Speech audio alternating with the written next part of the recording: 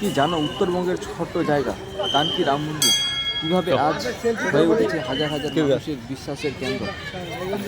একটা সাধারণ মন্দির, কিন্তু তার সামনে দাঁড়িয়ে মানুষ কাঁদছে, প্রার্থনা করে আর বলে এখানে যা চাই তাই পূর্ণ হয়। এটা হচ্ছে রাম মন্দির। কিন্তু প্রশ্ন হলো, এটা কি শুধু বিশ্বাস, না এর পিছনে আছে ইতিহাস, আর এদিকে না, সমাজ আর মানুষের আবেগ? এদিকে।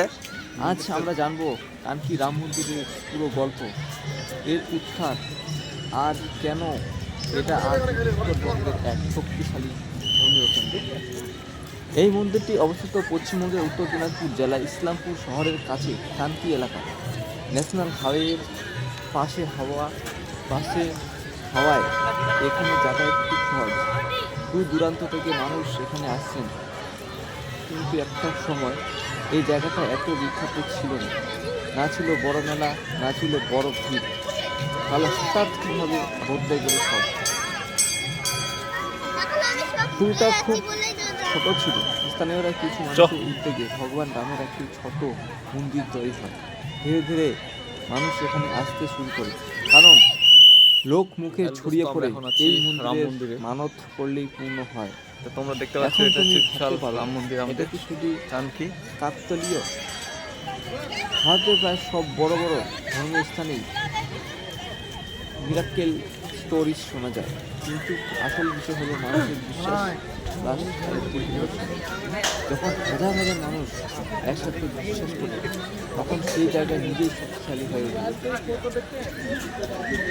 সবচেয়ে বড় টার্নিং পয়েন্ট আছে রাম মন্দির। এই উৎসবের সময় কাকি হয়ে ওঠা এক বিশাল মেলা। দেখা যায় হাজার হাজার মানুষের কীর্তন, যাত্রা, অনুষ্ঠান, দোকান, মেলা, লোকসঙ্গীত, পুরো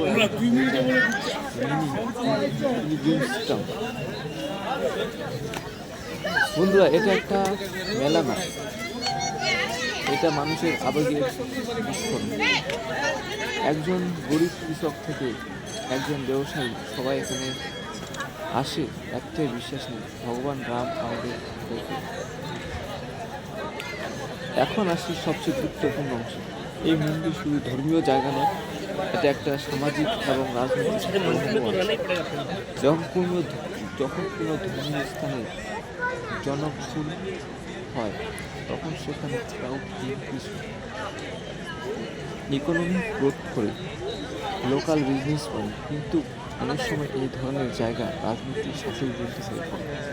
তাই এই মন্দির এখন শুধু ফেথ না, এটা একটা পাওয়ার সেন্টার হয়ে উঠেছে।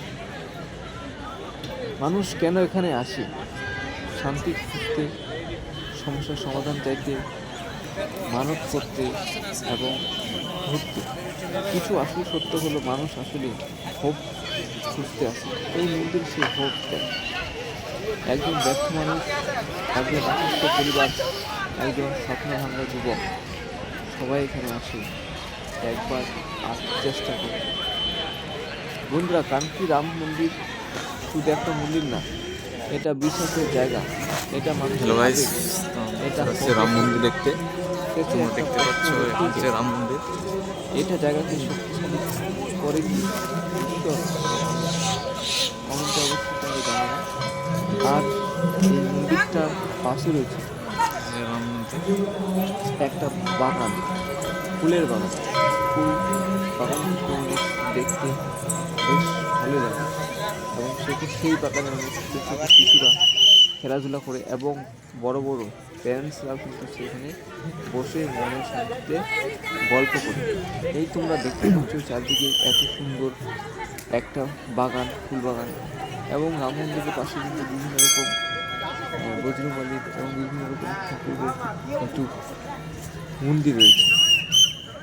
তো এই মন্দিরগুলা খুব মানুষের হেল্পফুল করে, এবং যারা যারা মানত করতে আসে এই মন্দিরে, তারা অবশ্যই সেই মানতের ফল পায়। তাই ধীরে ধীরে রাম মন্দির, কানকি ধামের রাম মন্দির পপুলার হতে চলেছে। দেখতে পাচ্ছেন গেটও কিন্তু সেরকম গেট আর ভিতরে প্রায় মানুষের ফটোগ্রাফি এলাও জমে থাকে। এবং এখানে বহু মানুষের, লোকাল মানুষের মুখ থেকে শোনা যায় যে এই মন্দিরে প্রায় 4 থেকে 5 হাজার তীর্থার্থী এখানে কিন্তু কোনটা রাম মন্দির উপস্থিত হয়। এবং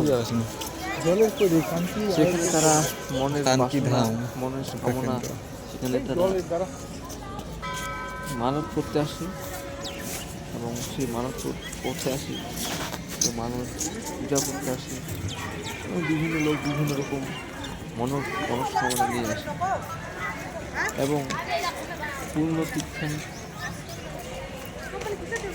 এবং আমি দেখানোর চেষ্টা করব এখানে কিন্তু অনেক বড় বড় পাশে কিন্তু মলও রয়েছে, মলগুলো দেখতে খুব ভালোই লাগে। আপনারাও আসেন এবং দেখতে পাচ্ছেন যে অনেকগুলা রাস্তার ধারে কিন্তু গাড়ি, এবং আমি একটা আবার পাশে কিন্তু রুমে ছিলাম, রুম থেকে দেখতে পাচ্ছি যে রুমে কিন্তু অনেক বড় বড় খুব সুন্দর, সেখান থেকে রাম মন্দির ভ্রমণ করতে গেছিলাম। তো সেই দৃশ্যটাই আপনাদের সামনে আমি তুলে ধরতেছি। তো দেখতে পাচ্ছ কীরকম দেখতে, নিচে উপর থেকে নিচের ভিউটা একদম সেই আলাদা এক্সট্রা লেভেলের দেয়। এবং উপরে কিন্তু ছাতার মতো প্রায় দেখতে, যেরকম আসামের শালপাতার টুপি মতো একদম দেখতে, সেম টু সেম। এই হলো আমাদের ব্লগ। খুব ভালো, আপনারা ইসলামপুর বলছে চপড়া পড়বে হাইস্ট শিলিগুড়ি আসতে পারেন, আরে ও তো না কথা কম আসতে পারেন। জায়গা খুব ভালো, পরিষ্কার পরিচ্ছন্ন এবং প্রশাসনিক ব্যবস্থাও কিন্তু রয়েছে, গার্ড রয়েছে এবং পুলিশ প্রশাসন রয়েছে। হ্যাঁ, তারা কিন্তু অনেক হেল্পফুল করে মানুষের। তো এই হচ্ছে